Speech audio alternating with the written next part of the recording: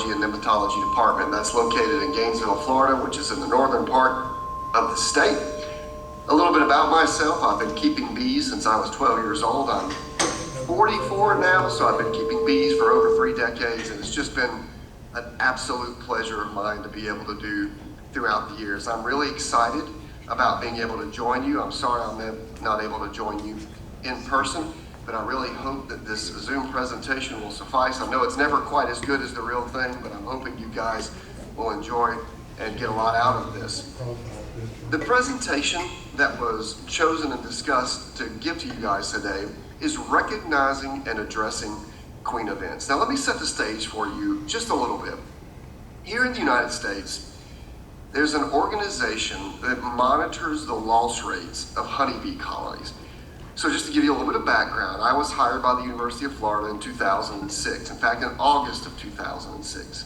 In November of 2006 is when a beekeeper from Pennsylvania moved his bees down to southern Florida, lost a lot of those colonies in a very short period of time, and that episode, that event, just a few short months after I was hired, is what created this phenomenon that originally in the United States was called colony collapse disorder, but is now been kind of elevated or given an umbrella phrase, colony losses, to capture anything that's going on with colonies. And of course, all of you have heard of both colony collapse disorder as well as elevated colony losses. It's now a worldwide thing that beekeepers and bee researchers discuss, but it's always humbling and interesting to me that it happened within a couple of months of me getting hired, and it happened in the state where I work. And so why am I giving you that background? Well,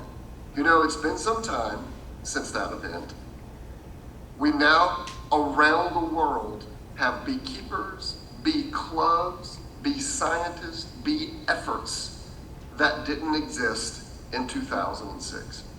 And a lot of these things largely owe their existence to these elevated loss rates of honeybee colonies that have really put honeybees in everyone's living room. So fast forward that to this presentation, and going back just a little bit to talk about that organization in the United States that keeps data on these loss rates. That organization, the Bee Informed Partnership, surveys beekeepers and asks them, you know, what number of colonies did you have? What number of colonies do you now have? And using those data, they calculate loss rates. Well, on top of that, they ask beekeepers, what's most responsible for the losses of your colonies? And to make a long story short, every year in the United States, beekeepers talk about bad weather, varroa, nutrition, colonies being weak in fall, and queen quality as the top 5 factors, and that's in no particular order. In fact, if you look every year from year to year at the surveys, those oscillate between 1, 2, 3, 4, 5. But the reason I'm saying all of this to you and kind of narrowing down to this particular presentation is that every year beekeepers in the United States list queen quality as a factor affecting their losses. Now I recognize that as I give this presentation, some of you are hobbyist beekeepers, some of you are sideline beekeepers, and some of you are commercial beekeepers. But all of you, if you keep colonies longer than 1 year, will have at least one thing in common, and that is you will encounter some sort of queen problem while you are a beekeeper. And so this entire presentation is how to recognize those issues as well as address those issues when you encounter them. I call it recognizing and addressing queen events. Before I move to my next slide, I want to hunker down on that word events for just a second. When I was being interviewed for a podcast some years ago about what's killing honeybees, I had mentioned, you know, all of these issues related to queens, and the gentleman who was interviewing me said, Jamie, I've got a really good title or word to use to describe collectively things that happens to queen. He says, I call them queen events. And I told him I absolutely love that concept, and I've borrowed it from him ever since. Essentially, a queen event is anything that has the queen at its root, an issue that has the queen at its root, an issue that needs to be addressed, a queen event. So the first half of this presentation, I will work trying to help you recognize the more common queen events. In the second half of this presentation, I will help give some pointers on how to address the more common queen events. So in my laboratory, we are very keen to teach towards objectives. So by the time this 45-minute presentation is over, I hope to have been able to do these things for you. Number one, help you recognize the stressors of honeybees that's related to queens. Number two, classify the threat level of those stressors as low, moderate, or significant. Number three, identify the pros and cons of various requeening methods. And number four, order the steps of requeening with a caged queen and using a nucleus colony. So if you think about it, the first two objectives are recognizing queen issues. The last two objectives are fixing queen issues. But I want to focus first at that first and second objective. How to recognize things that's related to queen. In other words, know when you are seeing a queen event. And number two, how to classify it as a low, moderate, or significant threat. So let me help you think about that for just a moment. Here in the United States, when someone goes to the hospital after hours, say in the evenings or on weekends when you can't ordinarily go see your family practitioner, you are going to go through something called triage. And that's where you meet with a nurse, and the nurse walks you through, hey, what's going on? Oh, your head's hurt. Oh, your heart's, got palpitations. You've got soreness or stiffness in your left arm. Your right leg's broken. And they use all of the feedback that you give them to determine where you fit on the order of being seen, right? If you have heart-related symptoms, they're almost certainly going to zoom you right back to be seen by a doctor immediately. But if you've just got the sniffles, you might be triaged till later in the process, and you might not see a doctor for hours, depending on the number of emergencies that come in, before you at the same time as you or slightly after you. So the reason I've said all of this is because, there's a range of beekeepers represented in the audience listening to me right now. And in many ways, I represent myself as a range of beekeepers. As a beekeeper, I've always been a hobbyist beekeeper. But at work here at the University of Florida, we managed 200 to 300 colonies for research and teaching purposes. But on top of that, I work with commercial beekeepers and have worked with commercial beekeepers for nearly the 3 decades I've been a beekeeper. So I've kind of experienced beekeeping at all 3 levels. And I know that when we see queen events, some of us who have been working with bees for a very long time know exactly what we need to do. We know the actual risk that it represents. But on the other hand, some of us don't recognize queen events for what they are and don't exactly know how to deal with them. So as I go through the first half of this presentation, I'm going to be telling you, hey, here's something that can be associated with your queen. And this is something that's, it can kill colonies or usually doesn't. I will call this a low threat stressor. Or maybe it's very common. In other words, it affects a high percentage of your colonies, and it can cause damage if it's not addressed appropriately. I'd call this a moderate threat. Or maybe a significant threat stressor would be one that's very widespread and typically will kill colonies if you don't manage that threat actively. That, I would say, is a significant threat. So as I go through these stressors, through these events, you'll see either low, moderate, or significant on the slide with that event, and that's my way of triaging how important I think the issue is to deal with. Let me give you non-queen related examples of these. A significant threat stressor is Varroa. In the United States, if you do not do something to combat Varroa, Varroa is going to kill your colony. Furthermore, Varroa is in all of our colonies. It's incredibly widespread. It requires active management. It's a significant threat. A moderate threat for us in the southeastern United States might be something like the small hive beetle. It's in every colony I ever see here. And it can cause significant damage if it's not addressed appropriately. So when we see them, I don't panic. You know, if I see growing populations, it might require some sort of reaction, but more often than not, it's not going to harm the colony in any measurable way. That's a moderate threat. Wax moths I consider a low threat. They're absolutely in all of our colonies, but 99% of the time, the bees can keep them under control just fine. So as I go through these queen events, think about it that way. Is it a low issue, a low threat, something I need to maybe eventually pay attention to and deal with? Or is it a moderate threat? You know, I've got to keep a close watch on it just in case something escalates. Or is it a significant threat? If I don't deal with it now, my colony's going to die. All right. So when I think of queen-related stressors, when I think of queen events, here are the things that cross my mind. Limited access to queens and extra bees, dead or missing queens, poor quality queens or queen failure, laying workers, supersedure, multiple queens, swarming, and I know this isn't an issue for everyone everywhere, but here in the southeastern United States, we even list Africanized honeybees. Now you're going to look at this list and you're going to say, Jamie, some of these things have nothing at all to do with queens. And I would argue to you, in fact, every one of these things has something to do with queens. In our yearly loss surveys, queen events, queen quality is something that raises to the top every year, which means as beekeepers, we have to be able to recognize those issues and address them. Let's go through these one by one. And just to make you want to stay to the very bitter end of this presentation, there is one remedy for all of these threats that addresses these threats, these stressors, these queen events better than any other remedy about what you can think. So you have to stay on to the very bitter end to see what that remedy is.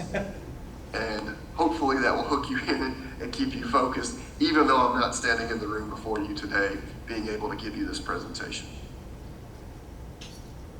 The very first of those threats that I want to share with you, or those first of those queen events, is what I call limited access to queens and extra bees. And I know exactly what you guys are doing right now, especially you commercial guys in the audience. You might be rolling your eyes and saying, this isn't a queen-related issue. Queens mean my queen is failing, or she's dying, or whatever. But I would submit to you that colonies can have queen events throughout the year, but that it is not easy to remedy queen events throughout the year. Just to use Florida for an example, our queen events usually manifest from March to October. But if they show up from October through February, maybe even March, it's going to be hard to deal with. That's our winter. That's a hard time of year to make queens, to purchase queens, to do anything with queens. And so especially for you hobbyist beekeepers who have a limited number of colonies and maybe limited experience, you might experience queen events at times of the year where they simply cannot be fixed. Your colonies won't make new queens. You cannot purchase queens. You have no extra queens on hand. There's nothing you can do. And if you experience a queen event at one of these times of the year, then your colony might be doomed. So in my opinion, this is a moderate threat. It's an incredibly low threat during what we would call our production season, spring and summer, when colonies just naturally can seem to fix this issue on their own. But it's a much higher threat outside of that time, fall and winter, when colonies can't produce their own queens and you need one now. So I consider this a moderate threat, again, depending on the time of the year that it manifests. The second one that I want to go over with you, of course, is a dead or missing queen. When most people think about queen events, this is really where their minds go. My queen is dead. She's not there. And of course, this is a significant threat. Now, before I go too far into this, I want to state what we all already know. Bees kept themselves before there were beekeepers to keep them. So under that kind of biological paradigm, you would ask yourself, Jamie, colonies have a built-in mechanism to solve their own queen problems. They just make new ones. But I would argue to you in return that while this is true, it is not a universally foolproof mechanism. Ample research has shown that a reasonable percentage of colonies that go queenless simply fail to requeen themselves. Depending on the time of the year, it may be 10, 20, or higher percent of the colonies. That means if you have 10 colonies and they all try to requeen themselves, one of them is going to fail. Maybe two. Maybe worse. Your colony goes queenless when it's honey production season or pollination season or when you had hoped to split it, right? Or maybe it's gone queenless during a time of year you can't get queens. Any time a queen is dead, your colony is undergoing a massive transition period where, as beekeepers, we can help them succeed in replacing their queen or, in many ways, ensure their failure if we're not careful. So I consider dead or missing queens a significant queen event. Now, I'm going to take a deep breath as I talk about this slide. I'm in significant and grave danger of over-explaining this slide. And I apologize for that. I just feel like it's one of those things that's absolutely necessary that we hold hands and walk through this together. And that's the queen event I call poor quality queen or failing queen. Now let me set the stage for you here just a little bit. When I was 12 years old and just started keeping bees, if I saw a queen in one of my colonies, I would be so happy that she was there that it wouldn't matter if she was laying one egg a year. I'd be overjoyed and go, phew, my colony has a queen, everything's going to be okay. But what I submit to you is that mindset is not okay. And let me tell you how I came to this conclusion. Number one, it was over 3 decades of working with bees, where I realized over time that colonies need to be led by a good queen to ensure their success, their health, and their productivity. The second kind of transformative thought process that I had with this is a few years ago, I was approached by some European colleagues who were developing a book called The Welfare of the Honeybee Colony. And in Europe, there's an international organization called the OIE. And part of its responsibility is ensuring the welfare of animals that are kept or managed for human food production purposes. So cattle, poultry, sheep, things like that. And the idea is it's not making a political statement that we should or shouldn't be vegetarians or omnivores or carnivores. It's just saying, under the assumption that humans are going to eat meat, we have an ethical obligation to manage that livestock humanely. And the OIE identified what they call 5 rights for livestock. And it was things like, the right to be free from stress, the right to be free from nutritional issues, the right to be free from diseases and pests, right? And under this paradigm, if we are going to keep animals, we have an ethical obligation to do what it takes to minimize stress and harm to that animal. So Jamie, what in the world does that have to do with poor quality queens or failing queens? Well, I want to harken back to my first little story, which was when I was a young man keeping bees, all I had to do was see a queen. I had no motivation to ensure that she was good. I just wanted her to be present. And if you've been a beekeeper for any length of time, you will realize that queens can be present, but bad. Poor or failing queens. For example, as I use my cursor here, Your queen can be a drone-laying queen. Maybe she mated improperly or is running out of semen and is starting to produce a disproportionate number of drones. Maybe she is inbred. And I've discovered over time that there's a little known fact that beekeepers seem to not be aware of in many circles. And that is worker honeybees can detect inbred eggs and will abort them. So let's just give the most hardcore example of this, right? In the most hardcore example, you've got a queen and one colony in your backyard, and you live on an island and there are no other colonies anywhere. In this example, the queen who dies is replaced by one of her daughters.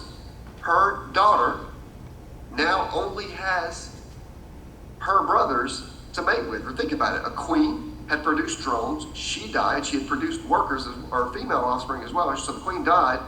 So the only drones available to the female that emerged as the new queen are the brothers of that new queen, the drones of that new queen. So there would be 100% inbreeding in this scenario. So worker bees detect inbred eggs and they abort those. So this will lead to an incredibly spotty brood pattern, if not brood pattern at all. There's a belief here in the US that one of the leading causes, not the leading cause, but one of the leading causes of spotty brood patterns is simply an inbred queen. Just think about it in a slightly expanded scenario where you've got 10 colonies in your backyard. And one colony is the most amazing colony you've ever seen. What are you prone to do? Well, when colonies 1, 2, and 3 go queenless, instead of allowing them to make a queen from their own offspring, you're likely to take frames of young larvae or eggs from that super strong colony and move into those 3 so that they can make queens from your super strong colony, right? You want that super strong colony's queen represented in more of your colonies. Well, that's a good idea, but now what you've created is you've created 4 colonies that are related, and 40% of the drones that you are producing are going to be related to 40% of the queens that you're producing.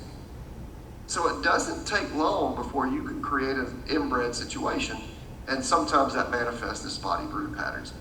Maybe your queen is maimed or injured. Maybe she's gotten too old and can't keep up her egg output. Maybe she passes on undesirable traits to her worker offspring. The colony's defensive, or they're not productive, or they're very susceptible to diseases or pests or whatever. What I argue to you as beekeepers is we need to stop letting inferior queens remain in our colonies just to have a queen. We actually do more damage to the welfare of that colony by allowing a failing queen to remain in the nest than we would do by replacing her. So that is what I am saying, is that we have an ethical obligation to ensure the health and productivity of that colony, and part of that means addressing the significant threat of a poor quality queen or failing queen. I'm not before you in person, and I know that this might get some boos or hisses, but this is also why I am a huge advocate of treating colonies when they need treating. In the United States, I make the argument that there's no registered treatment in the US that is as bad for the bees as the disease or pest that we're trying to control is. In the US, there's a culture of I'm not going to treat because I'm afraid of what this might do to my bees. In the case of Varroa, as an example, failure to treat for them and your bees are going to die, so it seems like an unhealthy alternative. So using that same philosophy on failing queens, we need to be ready to demand quality in our queens to ensure health and productivity and, frankly, welfare of our colonies. Now, I beat that one to death. I need to move on. Laying workers. You know, colonies can fail to requeen themselves. And when that happens, there's workers whose ovaries can develop. Those workers, as you all know, are unable to mate because they cannot mate. They cannot lay fertilized eggs because they cannot lay fertilized eggs. They only produce male offspring. And as a result, laying workers produce drones. Colonies headed by laying workers are doomed. You can often recognize laying workers by seeing multiple eggs per cell. They seem to be so happy that they're allowed to lay eggs that they just put as many eggs as they can into a cell. I consider this a significant threat because not only do those workers begin to lay eggs, but they also take on the pheromonal bouquet of a queen. So you are putting queen after queen after queen in that colony, and the colony's killing queen after queen after queen after queen, and that's because they believe that they have a queen already. So laying worker colonies are very difficult to remedy. Supersedure. There are times where a colony tries to requeen itself. Right? Maybe they recognize the queen was bad, or maybe the queen died. Supersedures usually occur in what we call an emergency situation. Right? So why do I consider this a threat? It's a biological thing bees are able to do. It's how they solve their own problem. Well, the problem is that supersedure does not always lead to the best quality queen. It can, but not always lead to the best quality queen. So think about it this way.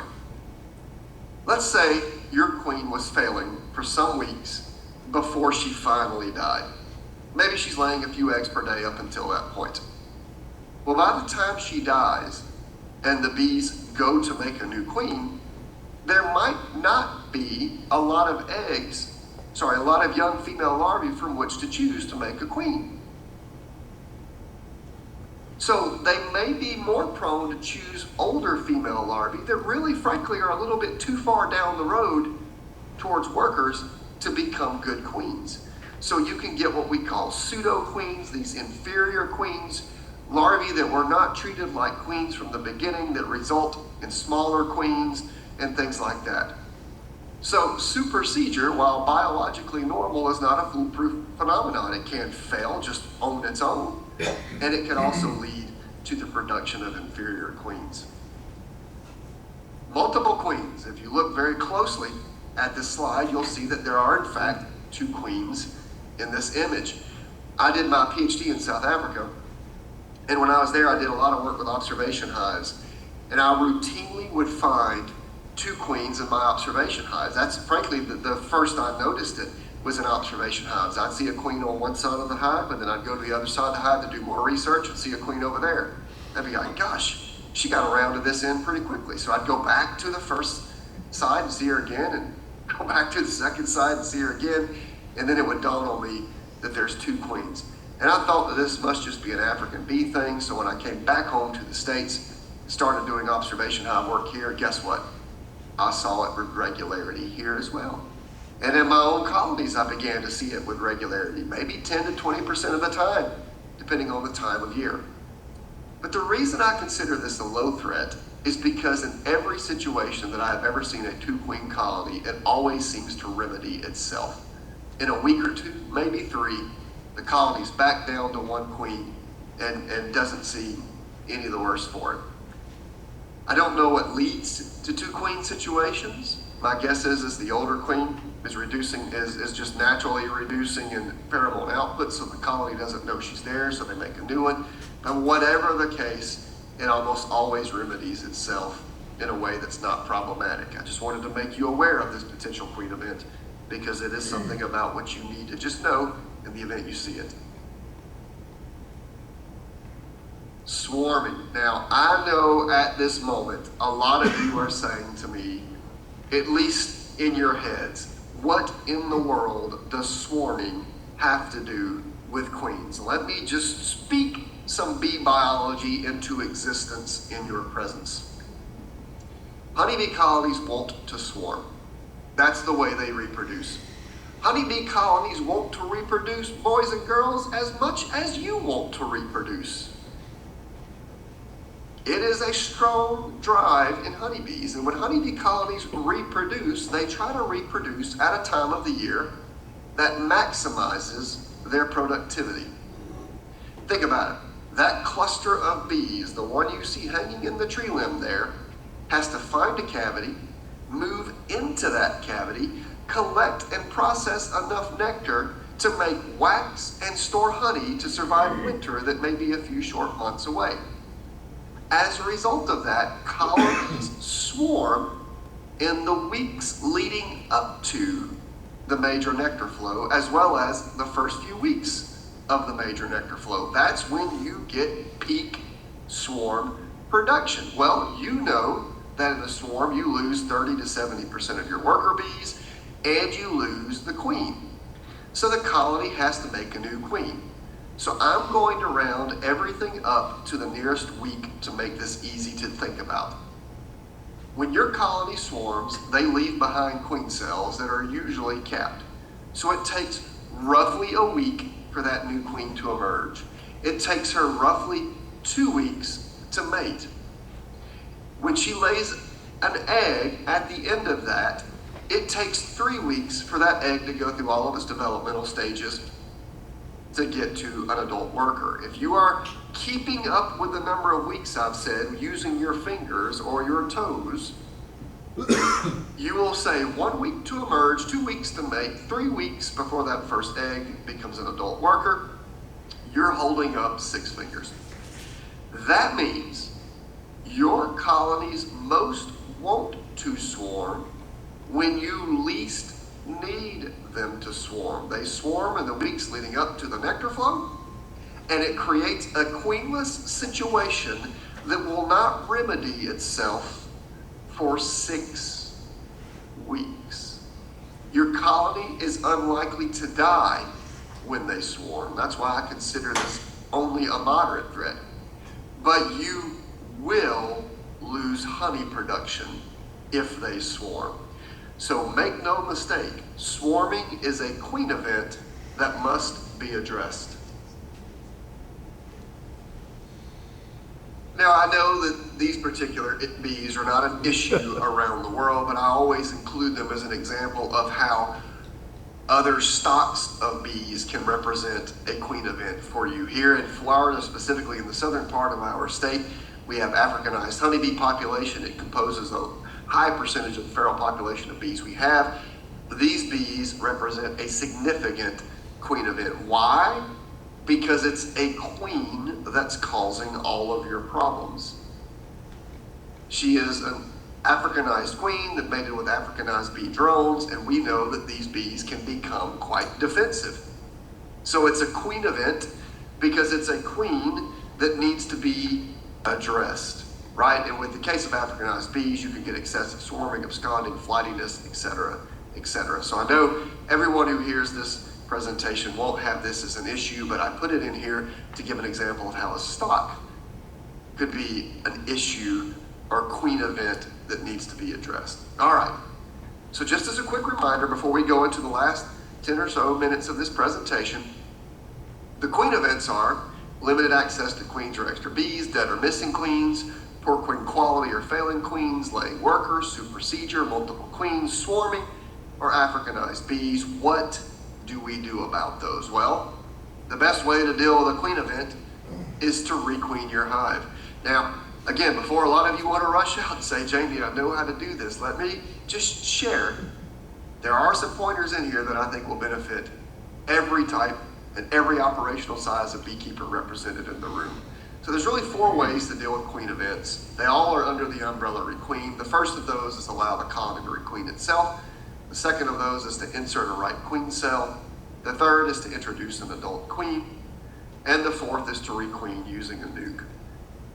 I will tell you, when solving queen events, it is usually best to dequeen a colony. Now, some of the queen events that I shared with you lead to a queenless colony anyway.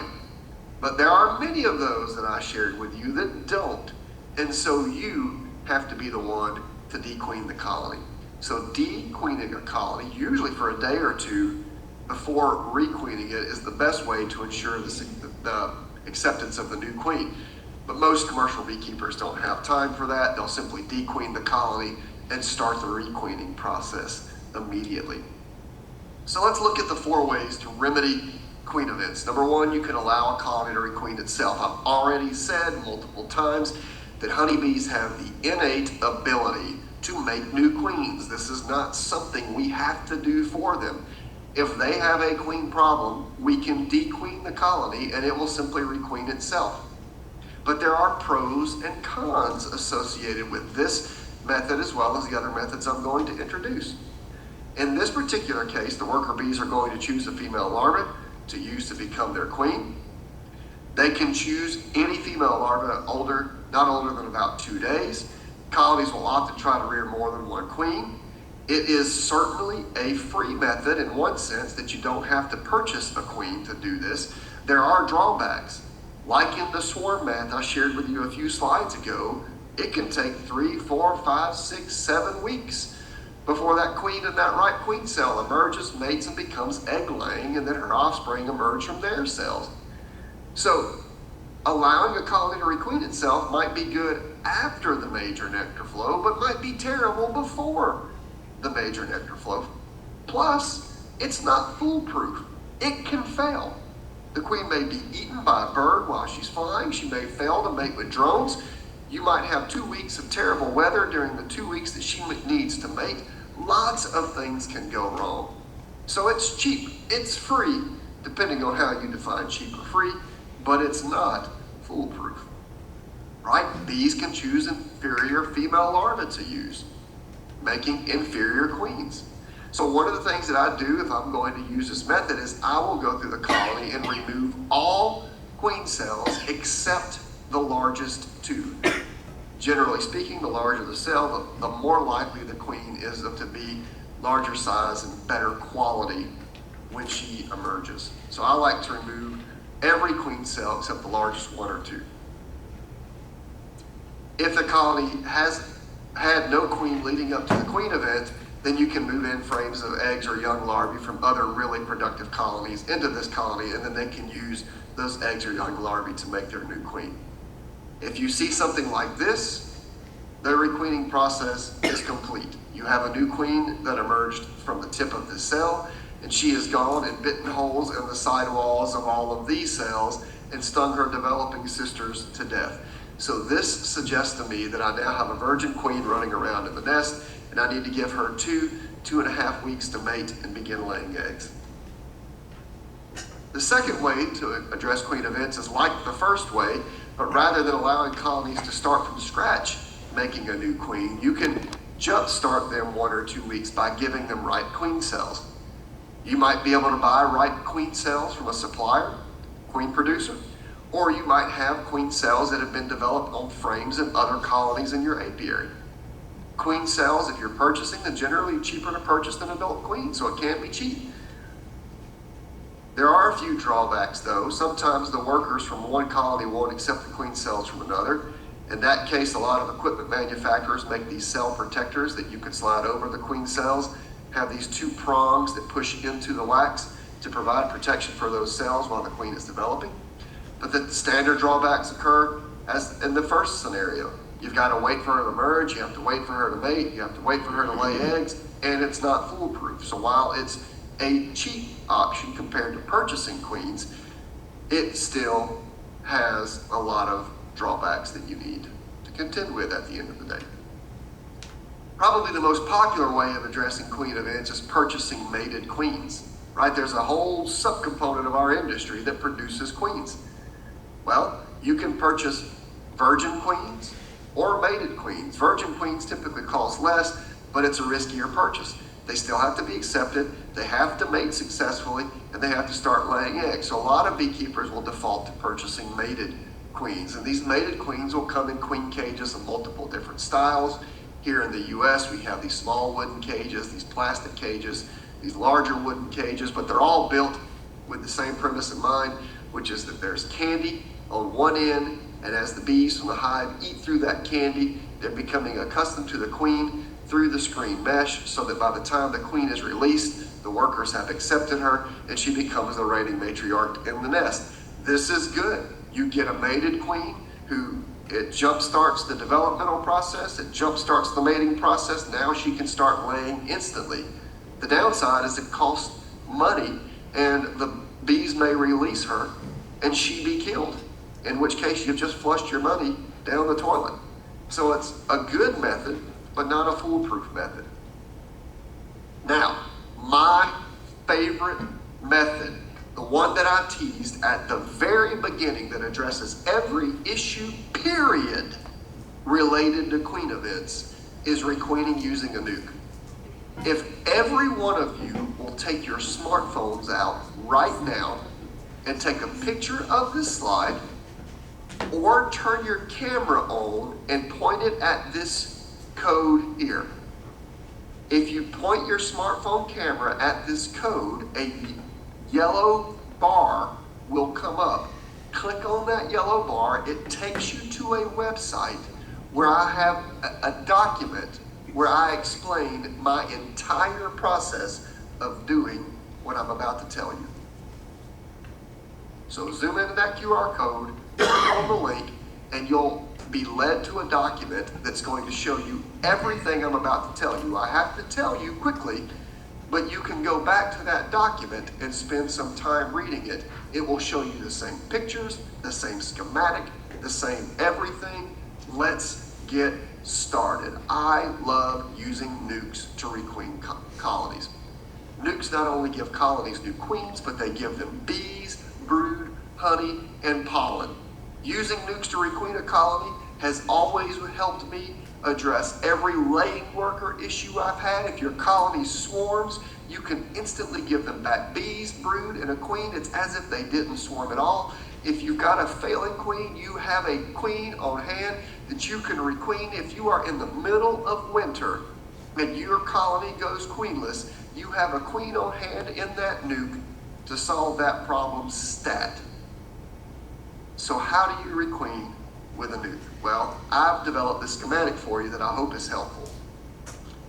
In this first larger black box, you've got 10 smaller rectangles that represent frames. There's 10 frames in this 10-frame production colony. On the right, you've got a small 5-frame nucleus colony that has, of course, 5 frames. Let's just say, for the sake of argument, in the larger production colony, that it's queenless, and so you've got a couple of frames with queen cells, some frames with older brood, but it's mostly older brood and empty comb. And your nuke, you've got honey, pollen, brood, bees, queen, everything's good. Again, I'll make this quick, but all of you now have a link to the document where I explain this in detail. What you do is you go into your production colony and remove 5 frames. I took a honey and pollen frame, a couple of frames that had queen cells on them, and then some frames of older brood. So 5 frames, 4 here, 1 here. All 5 of those frames that are missing, I just sit on the ground right beside the production colony. Then I take all of the frames remaining in the production colony and squeeze them up against one wall of that production colony, like you see in this image. So now that they're squeezed against one wall, I take all 5 frames, every frame, bees, brood, honey, pollen, and queen, every frame from the nucleus colony, and drop into the empty space created in my production colony. So when you see that happen, you can see the nuke frames, queen, everything's in this production colony. That's it. Every queen event you will encounter can be solved using this method. And I would argue it can be solved best using this method. Now, I know you have a zillion questions. Common questions. Won't they just kill that queen from the nuke? I've never had it happen. But if you're worried about it, you can always cage the queen in the nuke when you move those frames over and leave her caged in that production colony for a few days before you release her. Do I need to do this a certain time of the day? Commercial beekeepers in the U.S. do this all the time and don't think twice about it. Morning, evening, afternoon, they just do it. Are the bees going to fight? I've never had a problem. How will this fix the laying worker colony situation? Frankly, I don't have a good answer for that. It just always does. I've always been able to requeen laying worker colonies this way. Think about it.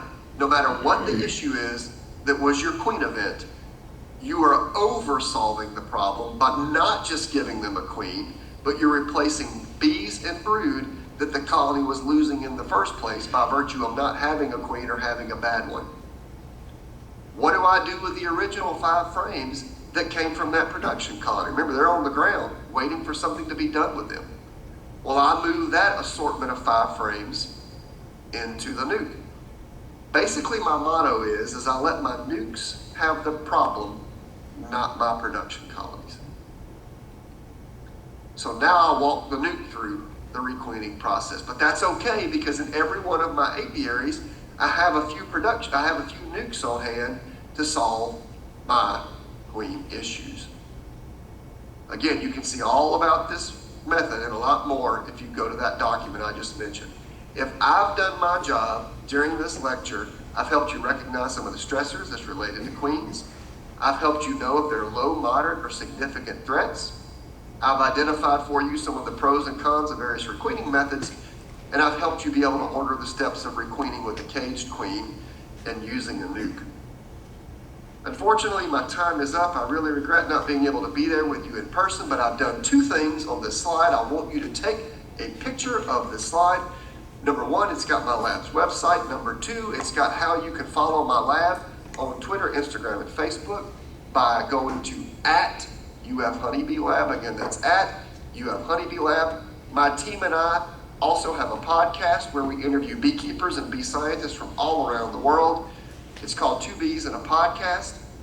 Here's my email address. One of these QR codes takes you to my website. The other of our QR codes take you to the podcast. So take a picture of this slide or use the camera to go and click on the links associated with these two QR codes, and you can get all of the resources that my team and I produce. It has been my absolute pleasure being able to talk to you about this. If you have any questions whatsoever, please do not hesitate to email me. Thank you so very much, and happy beekeeping. And you don't have to clap.